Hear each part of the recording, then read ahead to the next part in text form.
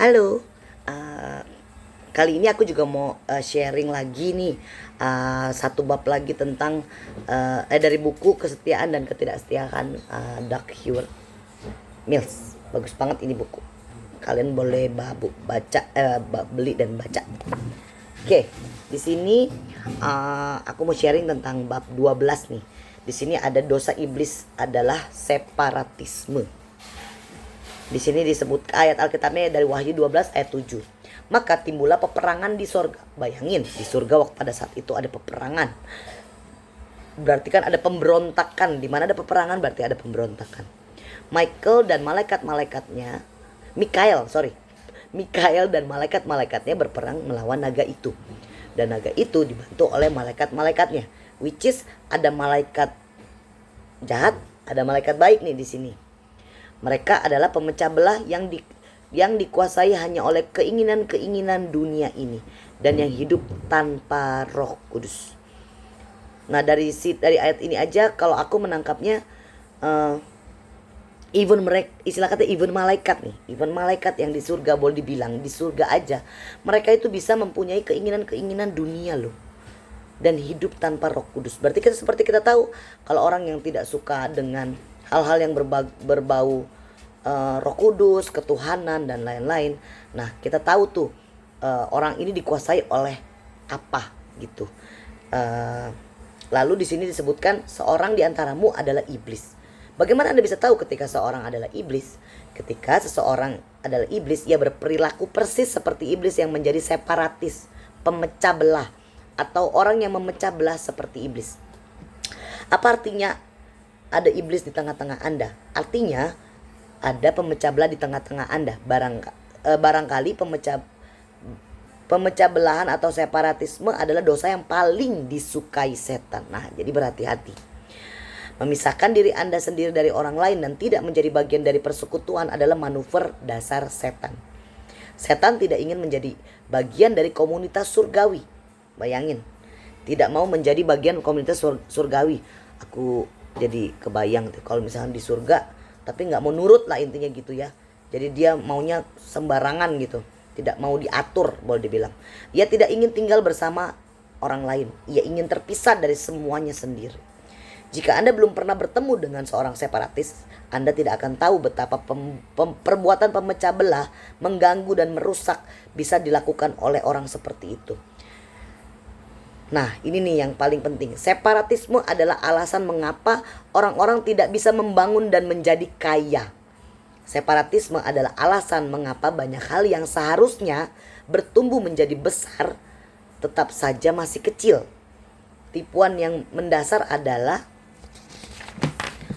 di sini disebutkan aku bisa melakukan tanpa kamu dan kamu bisa melakukan tanpa aku. Tetapi ini tidak benar. Karena Alkitab mengatakan bahwa kita menjadi sempurna karena satu sama lain. Makanya selalu disebutkan kalau kesatuan itu seperti anggota tubuh. Tidak bisa dipisah. Tangan aku lebih jago atau lebih sempurna. Atau misalnya kepalaku atau kakiku misalnya gitu.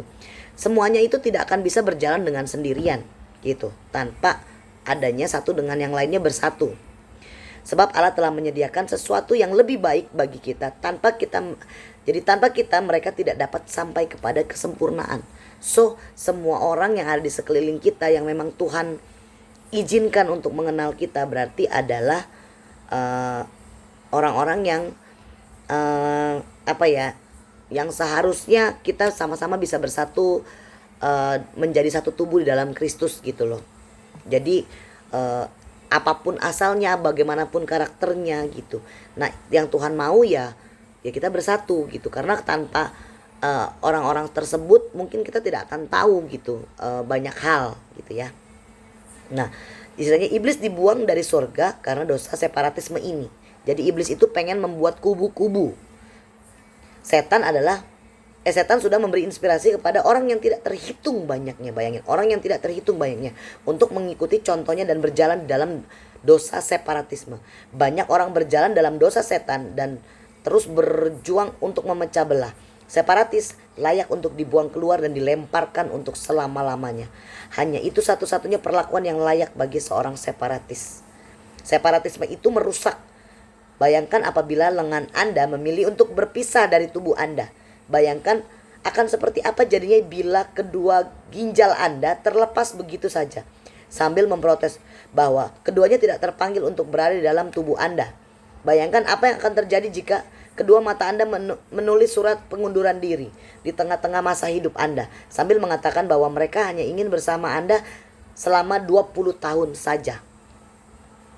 Separatisme adalah kejahatan berupa menjauhkan diri dari anggota keluarga lainnya. Separatisme adalah kecenderungan untuk memecah belah keluarga dengan mengesampingkan diri dan tetap berada di luar. Separatisme adalah seni menjadikan diri sendiri berbeda dan tidak ingin menjadi bagian dari kelompok.